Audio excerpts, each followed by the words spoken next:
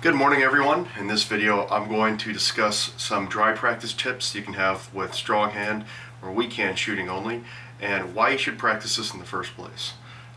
So real quick, I use the word strong hand and weak hand because that's usually what other people refer to them as. I personally like to use the word firing hand and gripping hand because I'm right-handed.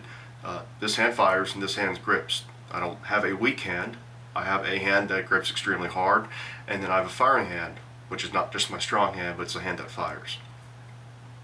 So first, let's start on a context of why we want to practice single hand shooting in the first place.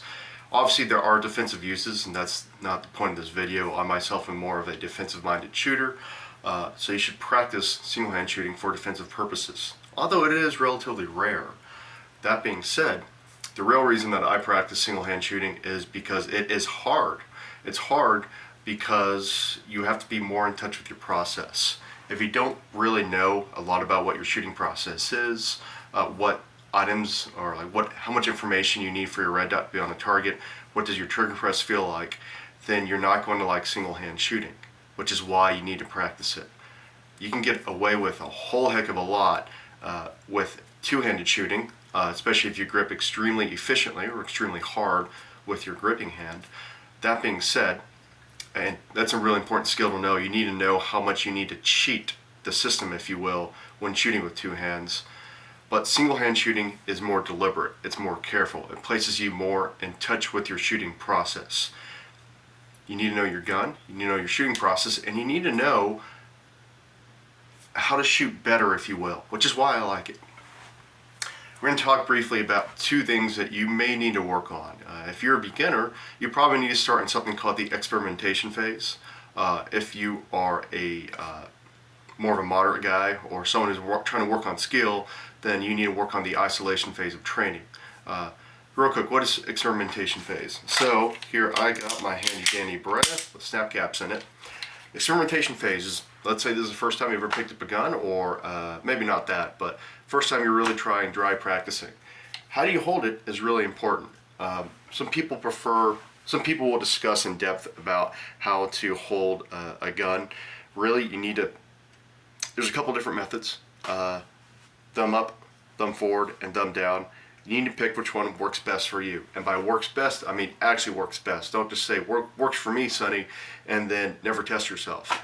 It's interesting because on my Glocks, I typically shoot with more of a thumb forward like this, whereas on my Beretta, because the grips are different, I shoot more of a thumbs down approach. If you are only a defensive-minded contact shooter and you don't ever shoot for sport or shoot for improvement, you might see some of those guys discuss that they will only ever shoot like this, and you know what? That's fine. You need a reason, however, for choosing whichever technique. I don't care what technique you use, it needs to have a good reason. So for example, I also like to shoot with more of a body bladed. I started at first with the body squared up. I'm finding body bladed is a little better. Oh, and one more tip. I've got this from Tim Herron, which is why I'm wearing his hat in this video. Wherever the web of your hand meets the backstrap of your gun here, if you press more into it, try to get that close into it like this, which may mean you may need to change your thumb. If you can have like both sides of your hand like gripping like this, that will help a little bit better. Try that. That helped me a lot, which is why I'm wearing Tim's hat in this video, because it actually was a really cool tip for me. So for experimentation phase, you need to have a little bit of drive practice where you're like, okay, how do I actually figure this gun? Press, okay, that was great. How's this? Press, oh, that's better. How's this? Oh, that may not be as bad. And try it a couple different times. Find a technique that works well for you and your firearm, and then go confirm it in live fire. Actually go with a rail gun and bang, oh, that was great. Bang, that was great. Let's try this. Oh, that was off paper. Okay, let's not try that one. As you evolve as a shooter, you'll probably go back and adopt different things that you thought were not as efficient before. So you should always be working on improving subtleties of your technique. Also, you need to do this with your gripping hand as well. After you experiment and find out like how to hold the firearm, how hard to hold the firearm, it should be firm, which stance you prefer, you need it now to work on isolating and improving your your skills.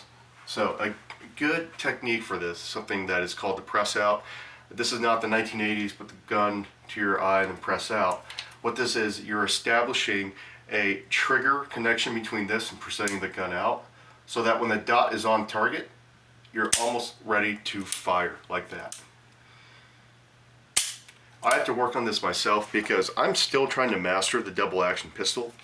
I have shot Glocks for a majority of my shooting career, if you could even call that, and I'm still trying to learn how to master the double action, because really it's like a superpower if I can master the double action, especially on what's that Star Wars quote, hokey religions and ancient weapons like this West P226.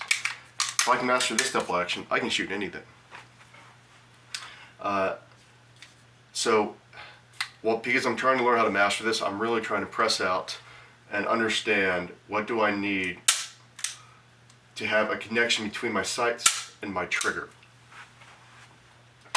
If you are more of a modern guy and you have a Glock or a SIG P320 here, which doesn't have a double action trigger, if you try this, it's going to have you're going to break a shot probably halfway between you and the target.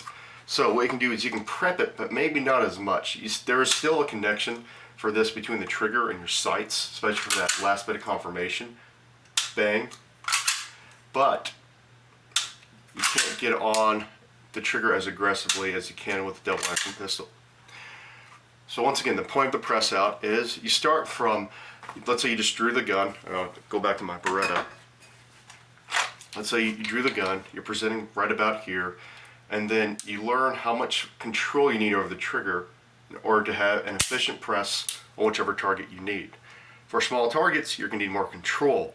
For for less risk or larger targets, you can almost learn how to slap that trigger appropriately.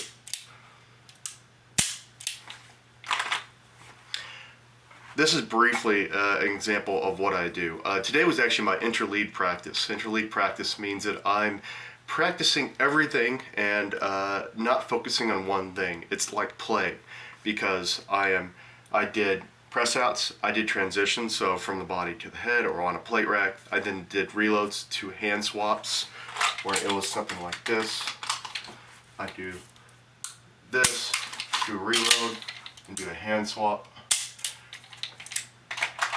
Interlead practice is the next step after isolation, because you're trying to put everything together.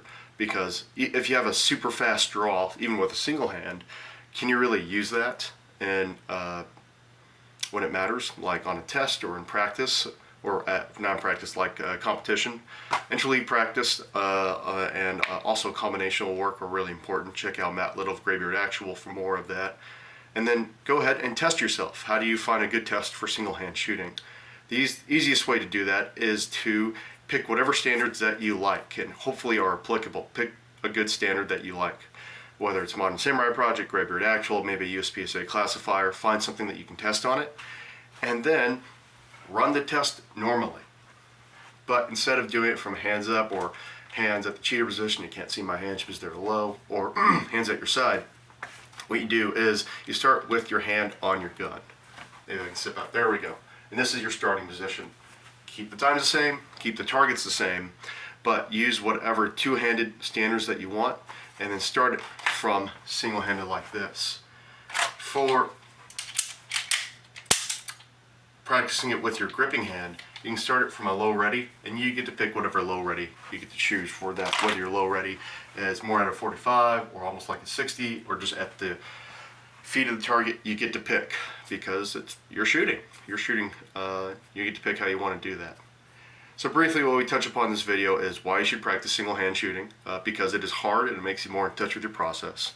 We touched a little bit about the entire training process. We talked about experimentation, how you need to probably change how you stand, how you hold the gun, slightly differently from your two-handed. We talked about isolation. Isolation means practicing a single skill until you have enough skill in order to feel comfortable with it. We talked a little bit about interlead and combinational training, where you need to put it all together and make it so that your skills in isolation you can access them in more of a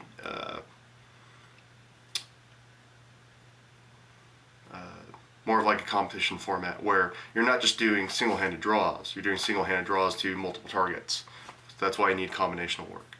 Then we talked a little about testing. Pick your favorite two-handed standard, whatever it is, and then start it from either hand on your gun or your gripping hand at 45 degrees, which is low ready. You get to pick. Hopefully that works out, and if you have any questions, let me know, and we can try to get everybody's single-handed shooting even better. Thank you for your time.